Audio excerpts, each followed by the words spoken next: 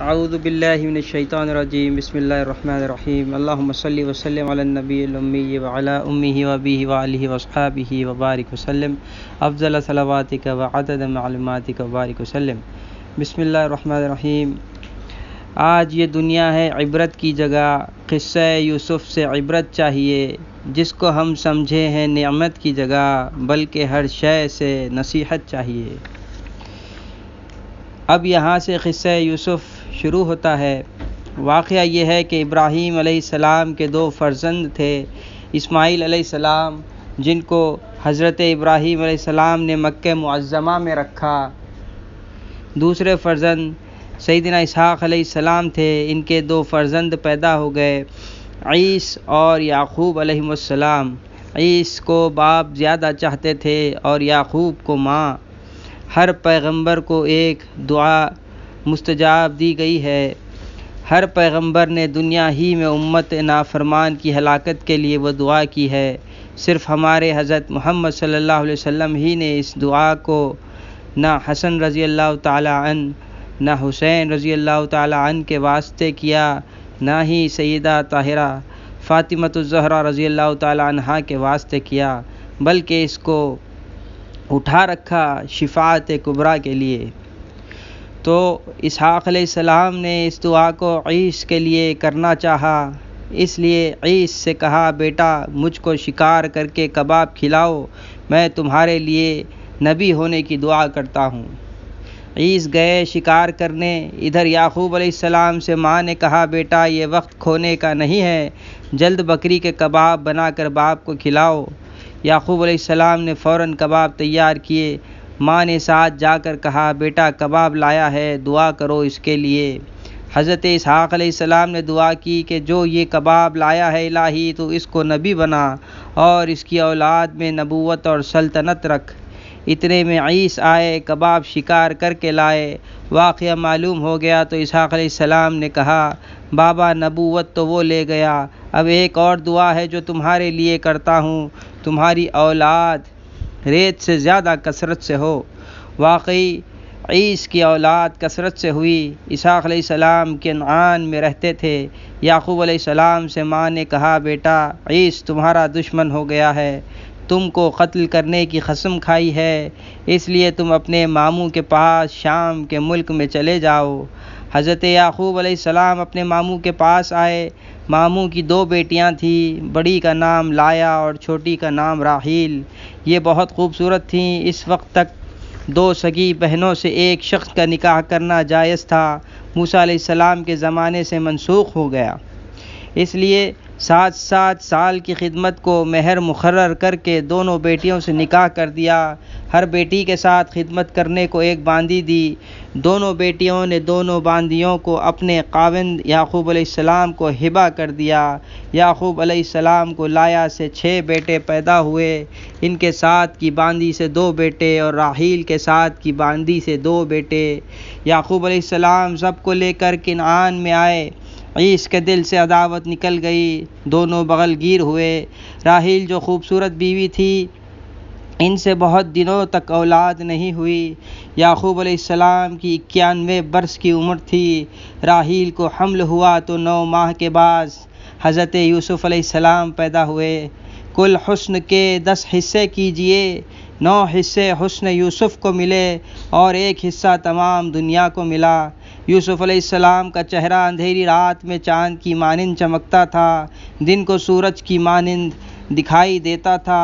جدھر منہ کرتے ادھر کی دیوار پر روشنی پڑتی تھی، جو دیکھتا وہ دنگ ہو کر کہتا تھا، کیا ظہور قدرت یزداں ہوا انسان میں، آج یہ کیا چیز پیدا ہو گئی کنعان میں، کیا ہو یدا یہ ہوا راحیل تیرے بطن سے، ہر گلی کوچے در و دیوار روشن ہو گئے، آج کچھ ظاہر ہوئی حسن حقیقی کی جھلک، محو حیرت ہو رہے ہیں جس سے بس جن و ملک۔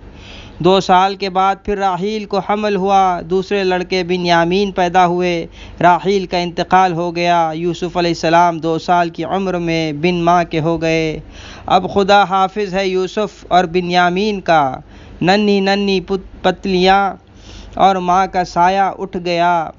کیا غنی اور کیسی بے پرواہ ہے ذات مطلقہ، خود ہی سب کو پالتا ہے، اس سے یہ ثابت ہوا۔ پرورش کچھ اس نے ماں باپ پر رکھی نہیں، بلکہ جس سے چاہے وہ یہ کام لے اے ہم نشیں۔ حضرت یعقوب علیہ السلام کو یوسف علیہ السلام کی بڑی فکر تھی۔ حضرت یعقوب علیہ السلام کی بہن دونوں کو اپنے پاس لے جا کر پرورش کرنے لگی۔ یعقوب علیہ السلام گھڑی گھڑی آ کر یوسف علیہ السلام کو دیکھتے۔ اب یوسف علیہ السلام کسی قدر ہوشیار ہوئے، پیاری پیاری باتیں کرنے لگے۔ یعقوب علیہ السلام نے کہا، بہن اب یوسف کی جدائی کی تاب نہیں، یوسف کو میرے ساتھ کر دو۔ وہ بظاہر تو راضی ہوئی۔ رخصت کے وقت اپنا کمربند چھپا کر یوسف علیہ السلام کے کمر میں باندھ دیا اور رخصت کر دیا، اور کہنے لگی میرا کمربند چوری گیا۔ ڈھونڈتے ڈھونڈتے یوسف علیہ السلام کے پاس بھی ڈھونڈا، ان کی کمر سے نکلا تو اس وقت کے حکم شریعت کے موافق کہ چور کو 1 سال غلام بناتے تھے، 1 سال کے لیے پھر یوسف علیہ السلام کو اپنے گھر لے آئیں۔ ہائے رے عشق کچھ سوجھتا ہی نہیں، ابھی 2 سال ختم نہیں ہوئے تھے کہ پھوپھی کا سایہ بھی اٹھ گیا۔ اب یوسف علیہ السلام باپ کے پاس پرورش پا رہے ہیں۔ اس صورت میں کئی خواب بیان ہوئے ہیں، اس لیے پہلے یہ سمجھنا چاہیے کہ خواب کیا چیز ہے۔ خواب 4 طرح کے ہوتے ہیں۔ پہلا وہ خواب جو ہضم کی خرابی اور فساد معدہ میں سے نظر آتے ہیں، ایسے خواب دیکھنے والے کے مزاج میں جس قلت کا غلبہ ہوتا ہے اسی کے مناسب نظر آتے ہیں۔ دوسرا صفراوی مزاج والا تلوار، نیزہ، آگ، پیاس، سخت دھوپ دیکھتا ہے۔ سوداوی مزاج والا سانپ، تاریکی شب، عفونت دیکھتا ہے۔ بلغمی مزاج والا پانی، بارش، سردی دیکھتا ہے۔ دوسری قسم کے خواب کی یہ ہے کہ قوت متخیلہ یعنی خیالی قوت میں جو چیزیں دیکھی ہوئی یا پڑھی ہوئی یا سنی ہوئی جمع ہیں، ان میں قوت متخیلہ یعنی خیال کی قوت جوڑ توڑ کرتی رہتی ہے، اس کا جز اس کے جز سے ملا کر دکھاتی ہے۔ جیسے انسان کو دیکھا کہ اس کا سر ہاتھی کا ہے، یا ہاتھی کو دیکھا جو 2 پاؤں پر چلتا ہے۔ تیسری قسم خواب کی یہ ہے کہ بذریعہ خواب شیطان انسان سے دل لگی کرتا ہے، ایسی چیزیں دکھاتا ہے جس سے وہ غمگین ہو۔ احتلام جس سے نہانے کی ضرورت ہوتی ہے وہ بھی اسی قسم سے ہے۔ ان تینوں قسموں کو پریشان خواب عربی میں اضغاث الاحلام کہتے ہیں۔ ان کی کوئی تعبیر نہیں ہوتی، یہ اڑتی اڑتی باتیں نظر آتی ہیں، ان کے آپس میں نہ ربط ہوتا ہے اور نہ ان کا آغاز و انجام درست۔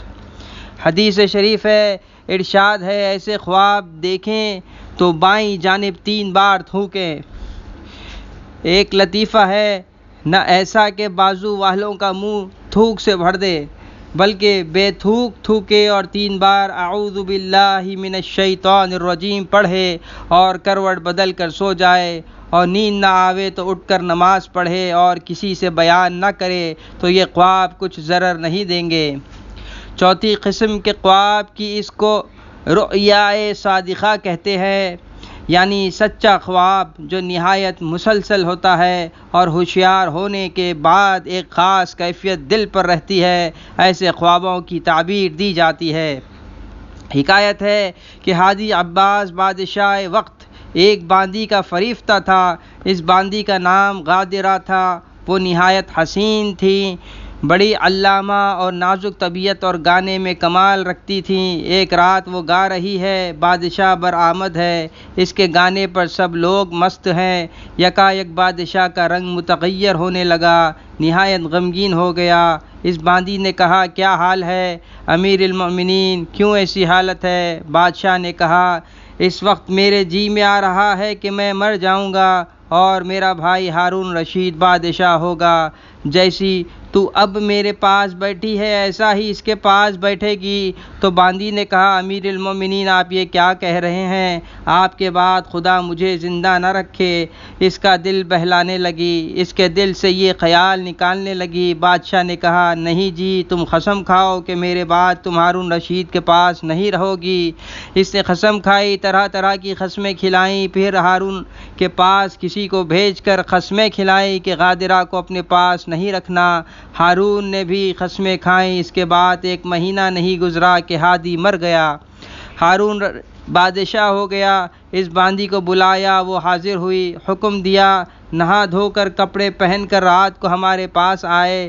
باندی نے کہا امیر المومنین، ان قسموں کا کیا کرو گے جو آپ نے اور ہم نے کھائی ہیں؟ ہارون نے کہا تیری طرف سے اور میری طرف سے کفارہ دے دوں گا۔ باندی نے حکم کی تعمیل کر دی۔ ہارون کو بھی اس سے بے حد محبت ہو گئی، ایک لہجہ اس کے بغیر صبر نہیں کر سکتا تھا۔ ایک رات اس باندی نے خواب دیکھا کہ ہادی خواب میں آیا ہے اور یہ اشعار پڑھ رہا ہے: اقلفتی عہدی بعدما جاورت سکان مقابر۔ او بے وفا، قبرستان میں میرے مردوں کا ہم نشین ہونے کے بعد کیا مجھ سے کیے ہوئے عہد کو توڑ دیا؟ وَنَسِيتَنِي وَحَنِثْ فِي أَيْمَانِكَ الزُّورَ الْقَوَالِجِ۔ اور وہ جھوٹی قسمیں کھانے والی مجھے بھول گئی، ان سارے قسموں کو توڑ دیا جو مجھ سے کی تھیں۔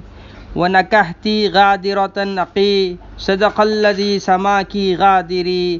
اور غادرہ مجھ سے بے وفائی کر کے میرے بھائی سے نکاح کر لیا، جس نے تیرا نام غادرہ رکھا ہے، سچ رکھا ہے۔ لا يهنك الالف الجدید ولا تدر عنك الدوائر۔ یہ نئی الفت تجھے مبارک نہ ہو، زمانے کی گردش تجھے نہ چھوڑے۔ وَلَحِقْتِنِي قَبْلَ الصَّبَاحِ وَصِرْتِ حَيْثُ غَدَوْتُ وَصَائِرْ۔ صبح ہوتے ہوتے تو مجھ سے ملے گی، جہاں میں گیا ہوں تو سویرے وہاں آنے والی ہے۔ فوراً گھبرائی ہوئی اٹھی۔ ہارون نے کہا میری جان تجھ پر قربان، گھبرائی ہوئی کیوں ہو؟ باندی نے کہا مجھے معلوم ہوتا ہے کہ میں آج مرتی ہوں۔ ہارون نے کہا میری جان تجھ پر قربان، یہ اضغاث احلام ہیں۔ باندی نے کہا نہیں امیر المومنین، یہ اضغاث احلام نہیں ہے۔ بیمار ہو گئی، تڑپنے لگی، 2 گھنٹے میں مر گئی۔ ایسے ہوتے ہیں سچے خواب۔ سچے خواب کی حقیقت یہ ہے کہ خدا تعالیٰ کے پاس ہر بات ایک قاعدہ اور انتظام سے ہوتی ہے، جیسے اللہ تعالیٰ کی ذات مبارکہ نورانی، لطیف اور انسان کثیف۔ اللہ کا فیض انسان پر نہیں آ سکتا تھا، اس لیے ذات مبارکہ آقائے نامدار رسول اللہ صلی اللہ علیہ وآلہ وصحبہ وسلم کو بیچ میں رکھا، جن میں نورانیت بھی ہے اور انسانی لوازمات بھی۔ ادھر اللہ سے واصل، ادھر مخلوق سے شامل خواص اس برزخ کبریٰ میں ہیں حرف مشدد کا۔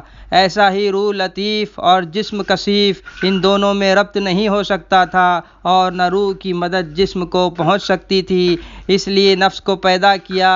اس کو ادھر روح سے بھی مناسبت ہے اور ادھر جسم سے تاثیر اور تاثر آسان ہے۔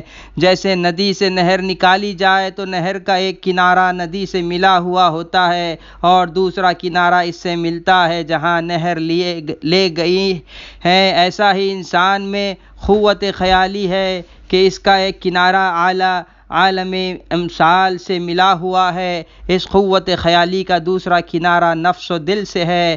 لوح محفوظ عالم مثال میں نظر آتا ہے، مگر اس کنارے پر شہوات اور مقتضائے حواس کے پردے پڑے ہوئے ہیں۔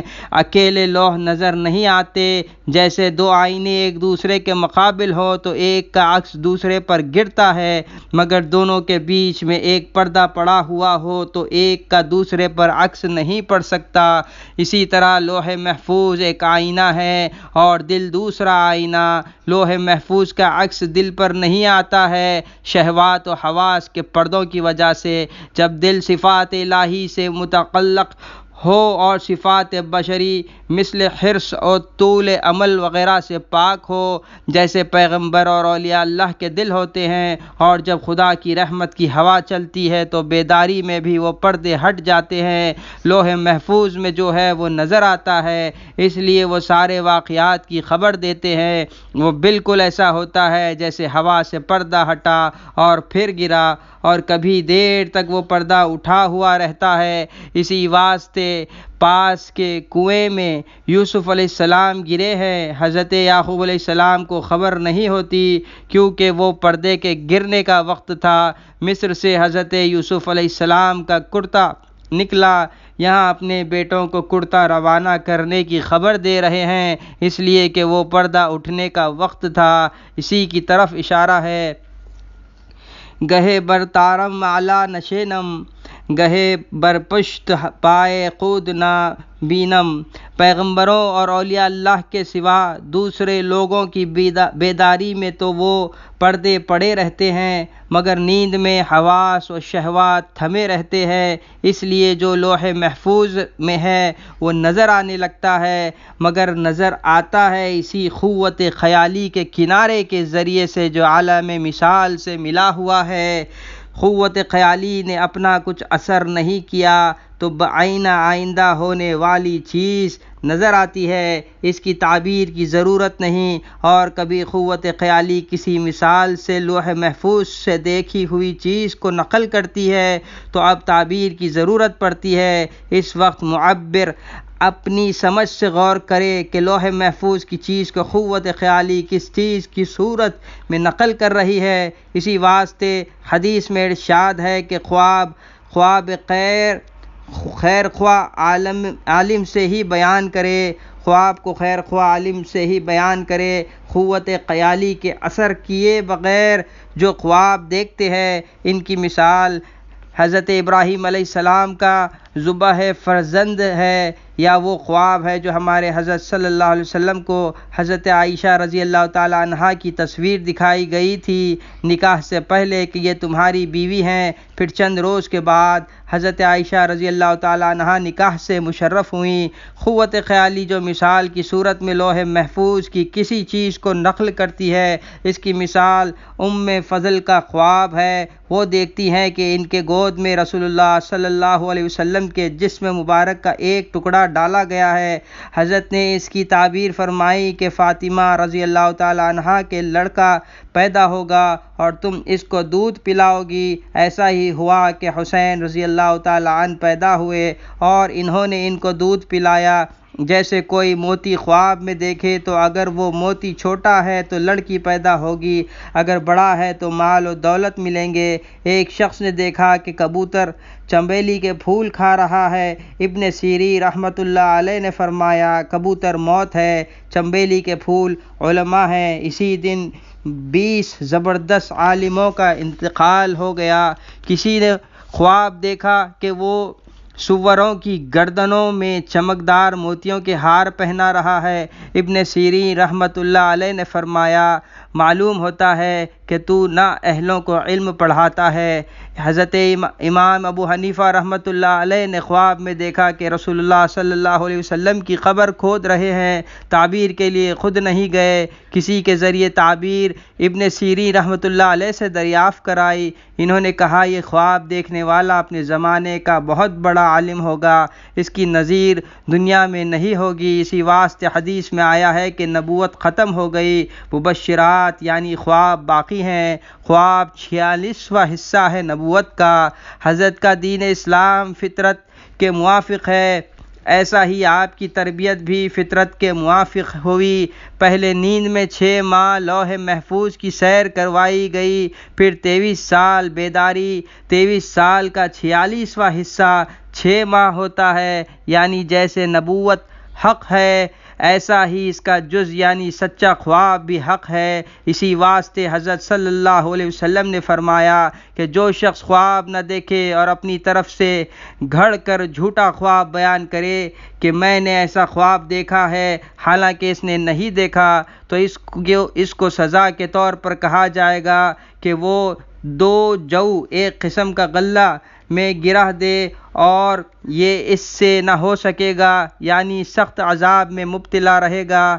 حدیث شریف جو جس قدر سچا ہوگا اس کا خواب بھی اسی قدر سچا ہوگا۔ شاید آپ کو شبہ ہو رہا ہوگا کہ جب سچا خواب لوح محفوظ کی سیر کا نتیجہ ہے تو کافر کو کیسے نظر آتا ہے؟ اس کا جواب یہ ہے کہ نعمتیں دو قسم کی ہیں، ایک خاص جیسے مقبولیت اور ثواب وغیرہ، اس میں کفار شریک نہیں، دوسرے عام جیسے رزق، قبول دعا و لوح محفوظ کی سیر۔ السلام علیکم ورحمۃ اللہ وبرکاتہ۔